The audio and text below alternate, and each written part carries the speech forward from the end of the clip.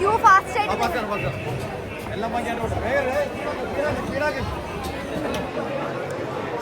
നമസ്കാരം.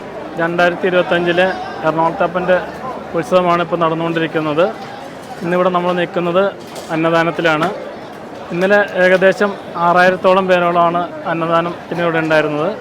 പക്ഷേ ഇന്ന് വളരെയധികം ജനത്തിരക്കാണ് കൂടിയിരിക്കുന്നത്. ഒരു 10,000-ന് മേലെ ആൾക്കാരിപ്പോൾ നമ്മളിവിടെ പ്രതീക്ഷിക്കുന്നുണ്ട്. അതിന് കൂടിയാലേ സാധ്യതയുള്ളൂ. ഭഗവാന്റെ അന്നദാനം കഴിക്കുക എന്നുള്ളത് തന്നെ ഓരോ ഭക്തൻ്റെയും ജീവിതാഭിലാഷമാണ്. അന്നം മഹാദാനമാണ്. അതിലേക്ക് എല്ലാ ഭക്തരും നമ്മുടെ ഇവിടെ അന്നദാനം നടത്തുന്നതിന് വേണ്ടി സ്പോൺസർ ചെയ്തിരിക്കുന്ന ലക്ഷക്കണക്കിന് രൂപയുടെ പച്ചക്കറി ഉൾപ്പെടെ സാധനങ്ങൾ നമുക്ക് സ്പോൺസർ ചെയ്തിട്ടുണ്ട്. അത് അവരോട് നന്ദി പറയേണ്ടതും, അതുപോലെ ഇതിനു വേണ്ടി കഷ്ടപ്പെട്ട ഒരുപാട് പേരുണ്ട്, അവരോട് നമ്മൾ നന്ദി പറയേണ്ടതുണ്ട്. ദേവസ്വം ബോർഡിൻ്റെ ഭാഗത്തു നിന്നും ഇവിടെ സഹകരിക്കുന്ന എല്ലാ വോളണ്ടിയറുടെ ഭാഗത്തു നിന്നും ഒരുപാട് സഹായങ്ങൾ നമുക്ക് തരുന്നുണ്ട്.